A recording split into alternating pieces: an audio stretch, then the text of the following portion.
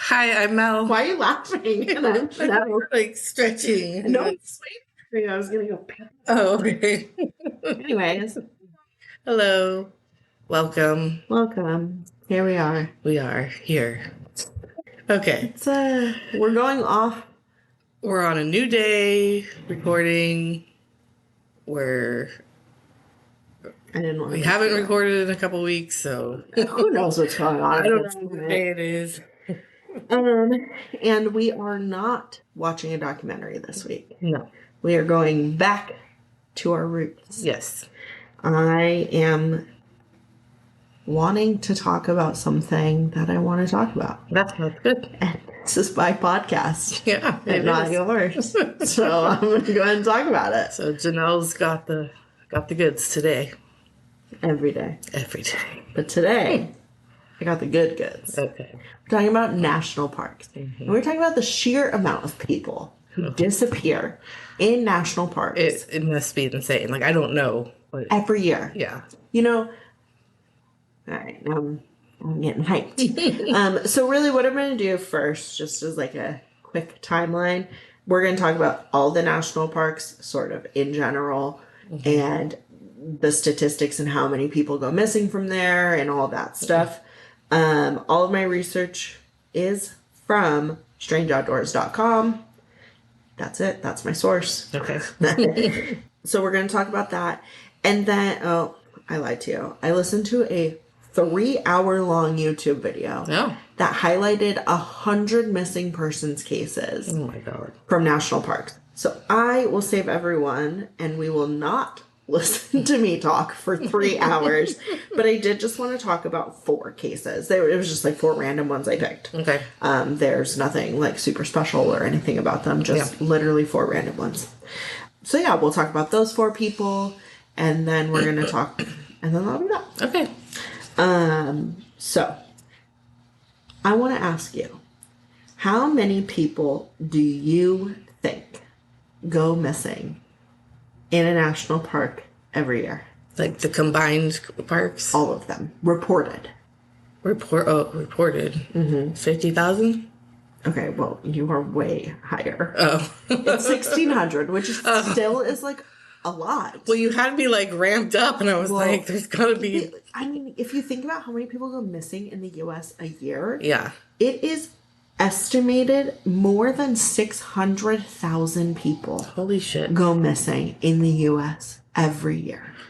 Are you laughing? Because we can hear you. Yeah. Sorry. That's insane. But like when you go like missing in a national park, I would assume people go with someone, or these all the ones that go by themselves and they get lost. Well, like we got a few different ones. That's really scary to think about. It's really scary. It's scary because, I mean, if you think about it too, like, it's scary because you have no shelter. And the other really scary part about it is that there's not a way to, like, there's no governing body who is tracking these kinds of things. Right. So, like, all of this is just, I'll get into it a little bit, but, like, it's not super accurate, the reporting. Oh, so the estimation, Estimation? The estimation was 1,600, and that is, like, wildly conservative. Okay. That's still a lot. That's a lot of people. Yeah. Also, I did want to add that about 90% of missing people are recovered annually. Oh, okay. Either dead or alive. Well, so yeah, that's good. What's 90% of 600,000? I don't know. Do it off your top of your head. Quick. You know, I just had to count backwards from 100 and I couldn't do it. And it took you 42 minutes. They stopped you halfway. Like, okay, that's fine. Melissa, stop. All right. So, like, obviously there's tens of thousands of people who continue to stay missing nationally. Yeah. Outside of national parks, within national parks. There's a book called Vanish by a journalist. It's all about, like, looking at people who go missing in national parks. There are 442 national park sites and 63 national parks. Okay. I wasn't sure how many there were.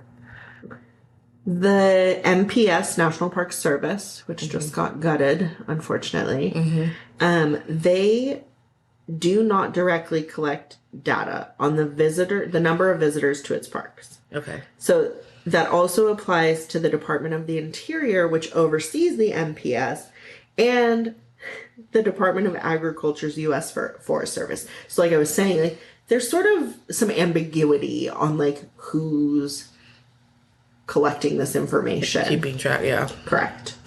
There also is like a special forces, for lack of a better term, in the NPS. Like they do just these investigations. So it's like interesting because they have like a team of people who look for these things, like the forensics, whatever. Right. But then they're not like actively tracking this data. So I'm like, right. Okay. Seems like government inefficiency. Right. You know. So, in a report from 2023 that was in the New York Post, the Department of the Interior gave some clues about numbers. The data, again, was inconsistent in its level of detail and incomplete. In that report, it outlined roughly 1,100 missing persons reports dating back to 2018. They, again, like think that that's not correct. Right. In actuality. Well, yeah, it can't be if they don't keep track. Yeah. The report stated that in 2022, the Great Smoky Mountains National Park, which is in Tennessee, if I'm not asking you. No, Great Smoky Mountains is in North Carolina. It's in the Carolinas. They had 12.9 million visitors. That is so many fucking people. In a year? Yes. Wow. In a year. Oh, no. I'm sorry. In 5 years. In 5 years. Okay. Yeah. Still, that's a lot. That's a lot of people. Yeah. I'm doing math. What's that per year? To like 2.5 million visitors per year. Yeah. That's a lot of people. Yeah. There were 34 missing persons and 3 deaths reported in that same time period. So over a 5-year period. Okay. Which doesn't seem like that much. It doesn't seem like that much, but like, what were the deaths? Was it missing? It doesn't categorize. Yeah, it doesn't categorize. Okay. Grand Canyon National Park had 4.7 million visitors over that same 5-year time period, with at least 56 people reported missing since the beginning of 2018 and 6 people found dead. Okay. Which they were just found? Yes. So like died of the elements or like... Sure. Ugh, okay. I don't want to go camping and, walk through the wilderness and then come up on a fucking dead body. That is like nightmare to me. So I used to, before I had Chris and kids, well, no, I mean, even with Chris, like one of the first things Chris and I did together with a group of people was we went on a hike in the Sonoran Desert. Yeah. Somewhere. I don't know. Sure. Somewhere in California. And I got stuck with a cactus. So like I used to hike probably 20 miles a week, maybe. Really? All over San Diego County. Oh, yeah. Like every Saturday morning, I would wake up and I would go by myself, usually. I know, my mom hated it. You made a face. I would go by myself on like a 5 or 6 mile hike. Like first thing in the morning before I started my day. Also probably why I have really bad arthritis. See? Don't do that. Exercising isn't good for you. Yeah, I would do that all the time. Like, I love hiking. Yeah. I love it. Good. So, you said, good. Good. Good. I don't, like, to me, that doesn't seem like that many people. But then I wonder, like, how many are not going reported? Right. You know? I'm sure a lot. More stuff about it being questioned. Oh, and there is someone who said, well, this is interesting. A retired chief of emergency services at the Grand Canyon told the Post that people die from heat stroke, lightning, drowning on the river, suicides, accidental falls, and air crashes. He estimated that during his time at the park, about 12 people died in the canyon every single year. Oh, wow. Yeah, I would think heat exhaustion and drowning would be like at the top if they're in like a river or like, you know, fast falls kind of like to the river, you know, that's going really fast down and they drown. Yeah. Yeah, well, and you have to think. And suicides because you're out, like you're hidden. Well, and no one will stop you. Right. You know? Yeah. Well, should I have said that? Probably not, right? Yikes. But, so, like, that chief of emergency, whatever, at the Grand Canyon said it's 12 people per year. Oh, my God. Per year. But according to the reporting, only 6 people were found dead from 2018 to 2023. Yeah. So, like, there's a disconnect there. Also, I wonder, like, if someone's having heat stroke and they, like, haven't been called dead yet. Right. But they've been, like, medvaced out or whatever. Right. Like, sure, they died at a hospital. Yeah. Like, eh. Yeah. But that's not even missing. Anyways. In 2017, there's something called the MPS Search and Rescue Dashboard. And their 2017 numbers of incidents where their operations occurred where no one was located in a particular incident. According to that data, 3,453 search and rescue missions were reported and 182 deaths were recorded in American national parks. Wow. It's a lot of people. That is a lot of people. And it says, if search and rescue parties cannot locate the missing person, no records are required to be kept by the MPS about the missing person's case or the circumstances surrounding the event. What? When the missing remains are found, no records are required to be maintained. What? Mm-hmm. No, let's update that. So there's some federal systems that capture information relating to law enforcement related incidents, including disappearances. So, like, if outside law enforcement is involved in the search and rescue, it sounds like some of them are being reported that way. Yeah. There is a person, her name is Heidi Streetman, and she has a petition to, quote unquote, make the Department of the Interior accountable for missing persons in our national parks and forests. And basically, she started this petition in 2022, and it's reached, as of April 2024, it had 12,635 supporters. She's an educator at community colleges in Denver and a university, Regis University. And she's just been pushing for these improvements. Yeah. And it did get picked up by a representative, a Democratic representative in Colorado's 2nd District to try and, like, create an act to basically make it so that there's more, they're calling it a trace act. I mean, you would think that they'd be doing that already. You would think you would. Some sort of report. Honestly, now there's not. Well, yeah, well, now there's not, but that'd be even worse. So, question for you. Which U.S. national park do you think has the most significant number of SAR incidents? Search and rescue. Dude, if I knew what national parks were, I don't know what all they are. You don't know? Like, no. Can you name one national park off the top of your head? Yosemite. Okay, can you name 2? The Grand Canyon. Okay, can you name 3? No. Are you serious? Yes. You can name 2. 2. I'm Melissa. Yeah. Yellowstone? Yellowstone. Yeah, I know that one. If you tell me, I'll know them. But no, I don't. Zion. Yeah. Okay. Bryce Canyon. Okay, yeah. Now I get it, yes. I was just thinking, like, no, absolutely not. Joshua Tree. Yes, I know that one too. I'm going to say Yosemite. You think Yosemite? Yeah. Okay. The statistics indicate that Lake Mead, Grand Canyon, Yosemite, and Rocky Mountains are the parks where people are most likely to run into trouble. Yeah, Lake Mead, you drink on a boat and then We'll get Drown. okay. So the number of SAR incidents by U.S. National Park. Lake Mead National Lake Mead. 563. Yeah, I believe that. The Grand Canyon 290. Okay. That's like what is that?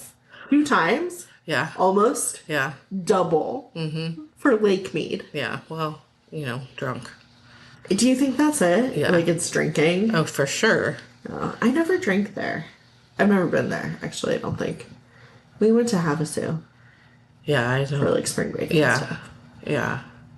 I think it's alcohol related. You think so? Sure. Okay, Yosemite is 233. Okay. Rocky Mountain National Park in Colorado is 165. Sequoia and Kings Canyon is 138. Zion is 114. Okay. Great Smoky Mountains, which is in Tennessee. Tennessee to North Carolina. I was right. Okay. Is 100. And Bryce Canyon, 86. Grand Teton, 95. 59. What you do there? Huh? Flip them. Hey, dyslexia. Glacier National Park, 58. Mount Rainier, 54. Cape Cod National Seashore, 53. You want to know where these are? Would you like me to tell you what state they're in? Yellowstone is only 53. Oh, really? The Santa Monica Mountains National Recreation Area is 51. Glen Canyon National Recreation Area is 50. And Carlsbad Caverns National Park is 47. I've So those been were there. the Carlsbad Caverns. So yeah, there's like, I guess I say there's a lot, but when I put it into like these terms, it doesn't feel like that much. Well, I like 2 is too many for me to say like someone goes missing. Like I would think most people go with a group or like one other person. Like how, sure, there's people that go by themselves, but like those are usually experienced hikers, I would think. I don't know, like how do you just go missing? So as I listened to that 3-hour YouTube video, the amount of people who were experienced hikers Are the that were ones that going missing yeah. was so high. Yeah. Oh, also, fun fact, did you know, not fun fact, but do you remember that they found 9 bodies while they were searching for Gabby Petito? Oh, yes. Do you remember that? Yes. 9 That's bodies. insane. Yeah. So they just like heat stroke or elements or something. They have an asthma attack. I don't know. Like what happens? I don't know. I do remember that. I forgot about that. There's like no evidence. It's just a fucking mystery. Like genuinely just like zoop, Yeah. zapped off the face of the earth. That's insane. Crazy to me. Yeah. Okay. So now we're going to talk about these 4 specific cases. Okay. So the first one we're going to talk about, I really want to talk about this one because it made me so sad. Oh, we're all sad. Wait. Okay. So Joe Domin, Domin, he went by the name GPS Joe. GPS Joe. And he was a 68-year-old retired, well, I don't know what he did, but he was retired, so he spent a ton of time outside in Arizona. That's where he lived. Right. And he disappeared on November 8th, 2010.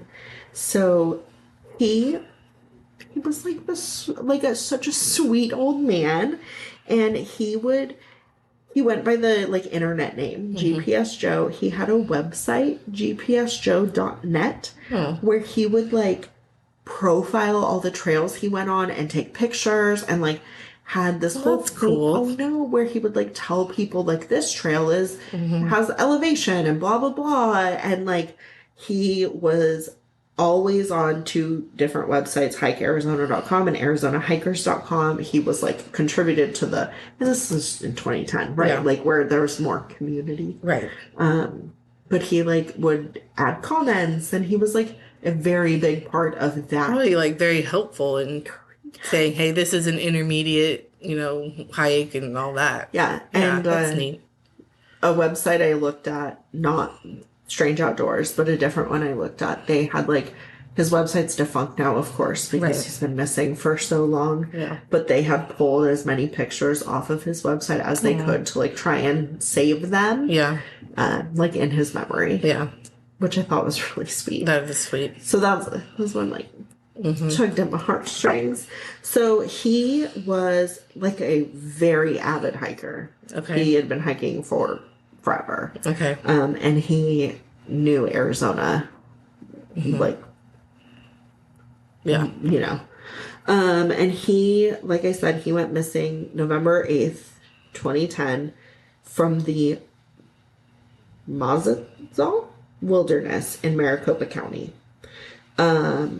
Which is like his car was found at a trailhead there. Okay. So he had planned to hike there with his usual hiking group, and I'm just picturing like a group of cute retired men and women Right. going out hiking. Like, how wholesome is that? Yeah. That's neat. It like makes my heart smile. So he was with a group, He was planning to, planning? Okay.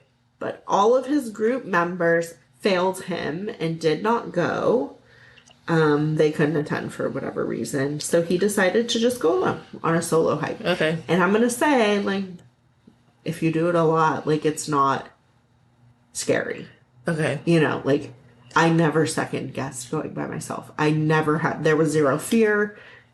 I never thought anything bad would happen. No.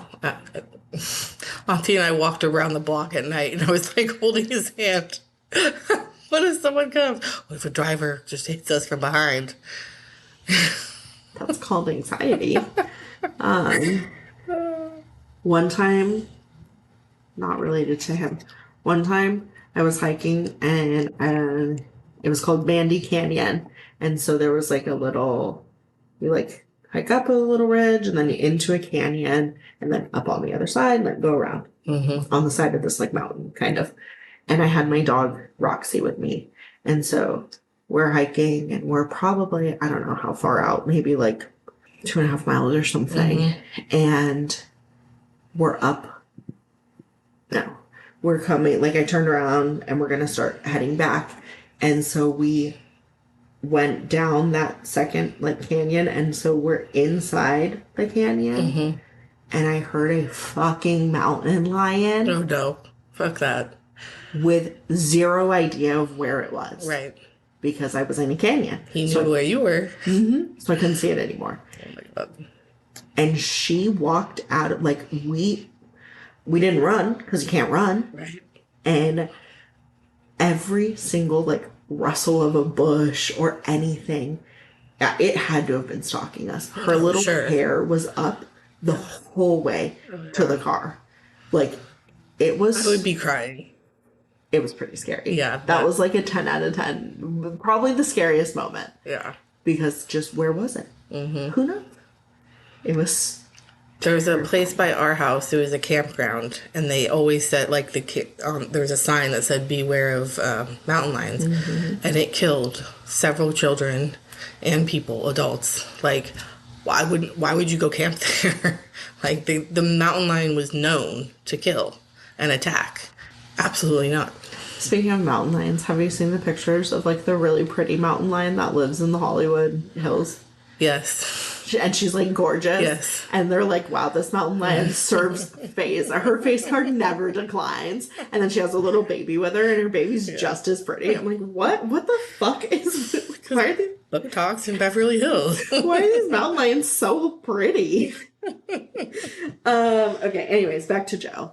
But so he went alone on his hike. No one, he didn't leave an itinerary, like he didn't leave anything, and he wasn't reported missing until a week later. Oh shit. So like, yeah, that's not good. Heart attack, maybe? That's what I would guess. The first call that he was missing was made to the Gila County Sheriff's Office on Monday, November 15th at 9 p.m. Okay. And his car was found at the Mount Peely trailhead northeast of Phoenix. His friends did say that he was really interested, like this particular mountain. He was trying to summit it from like a certain area that was off trail. Okay. And he was very interested in finding this route to the summit. Oh. And so he was continuing to like, he had tried, I think, what did it say? Hold on. Since the late autumn of 2009, he had attempted to climb the rugged north to south ridge line that runs up and downhill to the summit of Sheep Mountain 3 separate times. Okay. So he kept trying to do this like off trail thing. The area is rough for hiking. It's covered with thick vegetation once you leave the trail. They did a search and rescue. Like a bunch of people come out to try and find him. They do an air search. There's like a mountaineering team, but they're all having, you know, like in that sort of terrain, you have to be really specialized to be able to do it. Yeah, you just can't call your friends. And, no. Not like walking through a field. Right. Like it's very different. Yeah. Here's like a picture just for your knowledge. Oh, yeah. No. Of course, obviously they don't find anything. So after 5 days, the search is called off. And at that point, the Arizona hiking community steps in and they're like, we want to find him. Like, we want to help find him. Yeah. And so they start doing like these unofficial searches through the non-trailed areas. Okay. And the sheriff's office and everyone involved is like, you guys got to stop doing that. Yeah. We don't need more missing people. This is like the direct quote. It seems as though many of you would like to venture into the area to search for Joe. Although we cannot restrict you from doing so, please be aware of the following issues. As untrained searchers, it is likely that you could destroy any evidence of his presence by being in the area. Yeah. The area is very challenging. Do not go somewhere that is hazardous. We do not want anyone to get injured, as this will delay the ongoing search. Sure. If you decide to search for him and you find him, please do not approach him or touch him or his equipment in any way. This will inhibit our ability to conduct an investigation. If you find him, contact us, blah, blah, blah. And that's it. But basically, they're like, Stop. Yeah. We're not going to tell you to stop, it makes but sense. stop. Yeah. So that's Joe. No one's ever found him. No. Like, they knew where he was. Or, I mean, he didn't leave an itinerary, but they figured he was probably doing this thing. You search along that route, you don't find him, then, like, what? What happened? This is Joe. Oh. No. Like, what? Did he get eaten?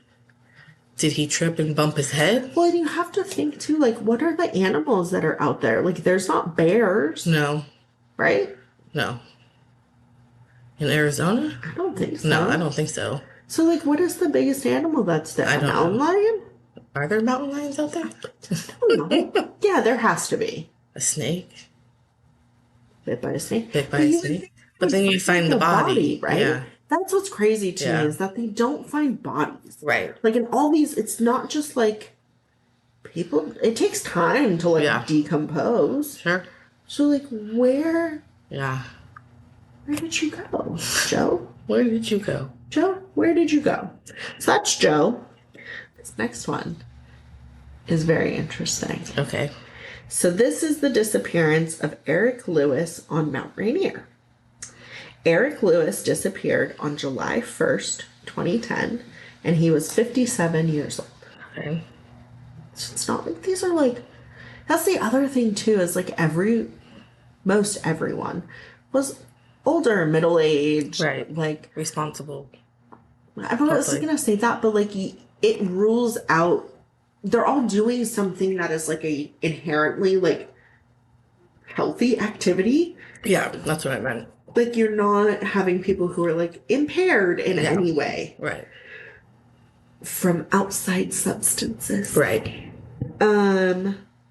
So he was reported missing near the top of Mount Rainier while mountain climbing on July 1st, 2010.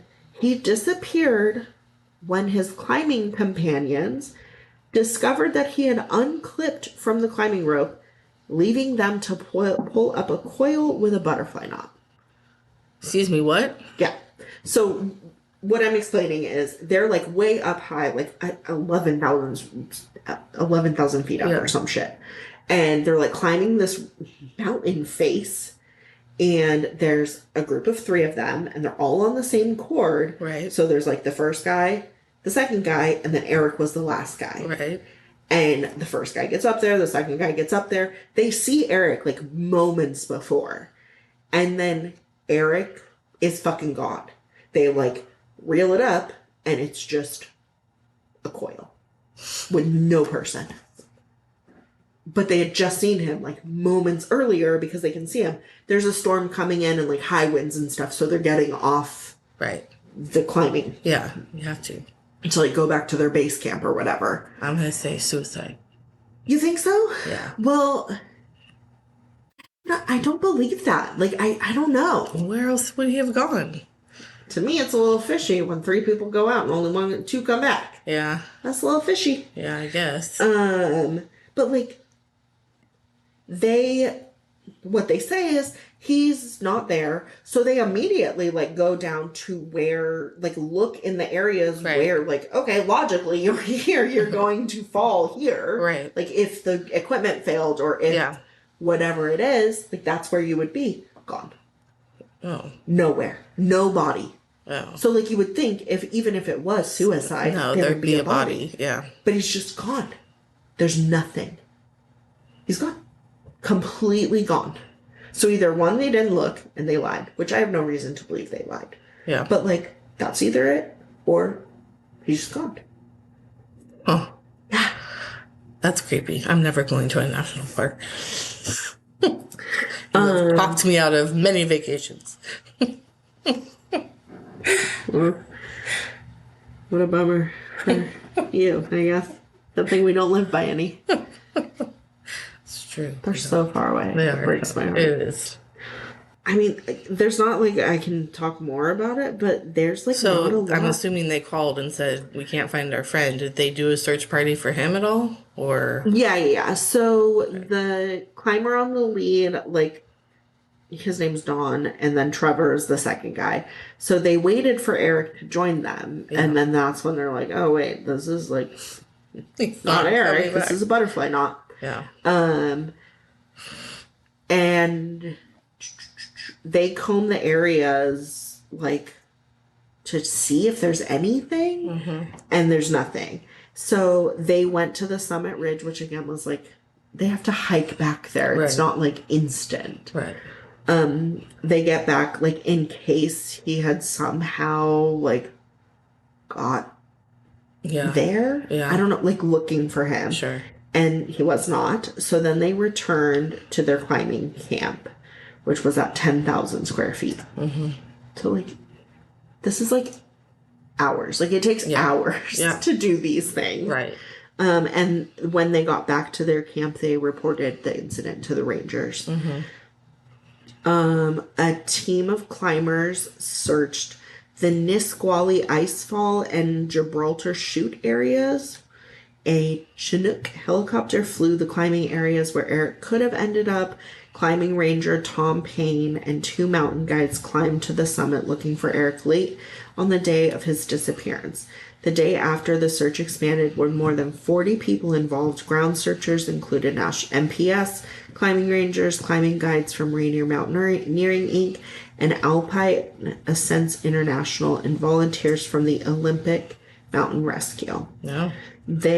Park rangers aboard the helicopter from Fort Lewis and a commercial helicopter. They searched in the air.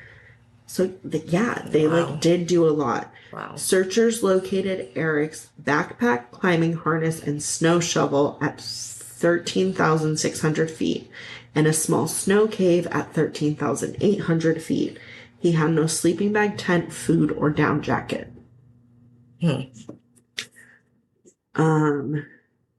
Really weird. Wow. So the incident commander said the search area is high elevation glacial terrain and demands a high level of technical skill. The odds of finding the missing climber alive must be weighed against the risk to searchers operating in such hazardous conditions. Yeah. We've thoroughly searched the areas where we were likely to find Eric Lewis and believe it's now time to scale back normal patrols of a mountain with a vigilant eye towards finding clues pertaining to the missing climber will continue. It's gonna feel so shitty when they stop, but like you can also understand it, you know? Manpower, and it costs money and times. So then there's a book. Oh, sorry. No, there's a film later. Well, a book and a film later. Joe Simpson wrote about how his climbing companion Simon Yates cut his rope during a climb on the west face, so blah, blah, blah.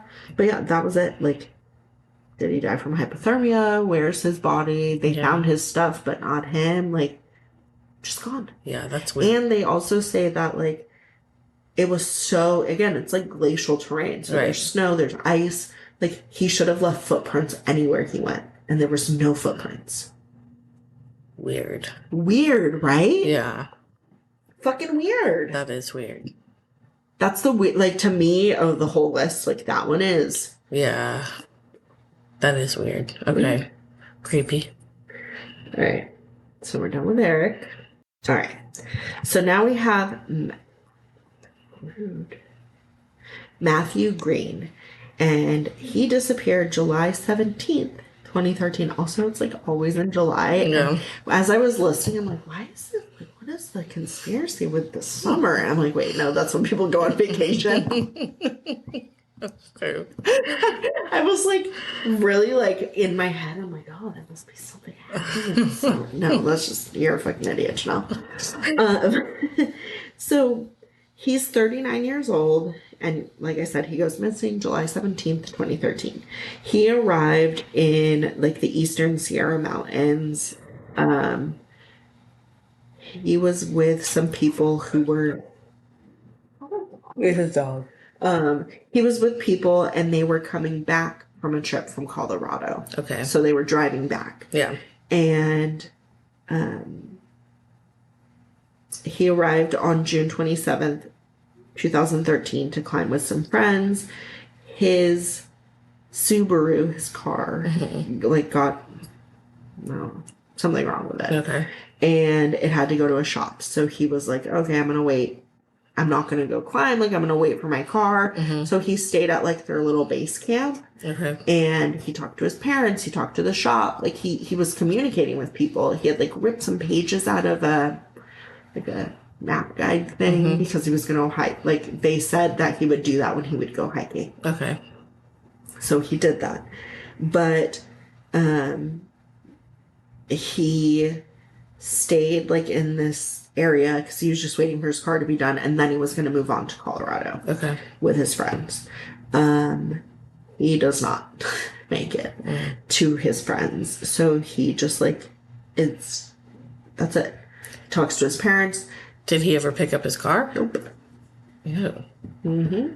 So he did go somewhere, but they don't know where. Wow. Okay. So at the campsite, the authorities found some of his gear missing and a guidebook with the pages torn out, like I said. Okay. And that's like pretty much all the information about Matt. Like there's not a lot. Like he just is gone. Yeah. He never picked up his car. They never found him. They come back and they just like don't find him. Wow. Yeah. That's so scary. It's freaking me out. Do you want to stop? No. But I hope none of my kids become hikers. All right. So the last one is that I chose was Harold Drake, and he, I was going to say escaped, disappeared from Pfeiffer Big Sur State Park. Big Sur's so pretty too. Yeah. So he disappeared on July 8th, 2015, and he was 76 years old. It's like a lot of older people out there. Yeah, that's a lot to go hiking at 76. Wait, camping? Yeah, that doesn't sound. Inside. I know. I want a bed. I don't want to sleep on the goddamn floor when I'm 76 years old. I wouldn't be able to get up. How would you even get up off the ground? I mean, it would be. I can think of one old person who could get up off the ground. Who? Auntie's stepdad. Oh, yeah. Yes, he's in a class of his own. Gonna live forever, baby. All right, so Harold Drake was last seen on July 8th, 2015. He told his friend that he was camping with that he was going to go on a long hike by himself. He Okay. took a gallon of water and some snacks. And he was retired. He was a math teacher until he retired. I don't know why that's pertinent, but so he took his little snackies and his water, and he was like, "Hey, I'm gonna go on like an all day hike. I'll be back in the afternoon." Yeah. Hi, like, I'm assuming that was a normal thing because Sure. if not, you would be like, "No, that's kind of fucking weird. Why would you Right. do that?" Right. He never returned. So his friend reported him missing around 10 p.m. That night. Okay. that same night, and they immediately start searching for him. That's good. So they search like all these different trails, Pine Ridge Trail, and Mount Manuel Trail. They're like the main trails leading out of the park. And the different like California State Park rangers conducted a search of the Pfeiffer State Park and the adjacent like shorter trails. Another team searched the Big Sur River Gorge, which is like another destination leading away from the park. On August 10th, which is kind of a long time after, Yeah.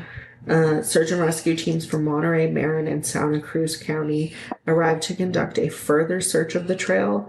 A helicopter came, and CHP also assisted with the search. So there's a lot of people looking for him. Yeah. But then it's not August 10th. It's for sure July 10th. Okay. I was gonna say that'd be like. I'm like, that's a really long time. Oh, yeah. So after 5 days of searching by air and by ground, they call off the search. His body was never found. And an acquaintance said that he was not the kind of hiker to get himself into trouble. Yeah. Like, he wouldn't go off path. Right, because he was 76, so he knew his limits, right? I would assume. Yeah. He had hiked like the John Muir Trail, which is a very famous trail. He had hiked parts of the Pacific Crest Trail, which is also a very famous trail.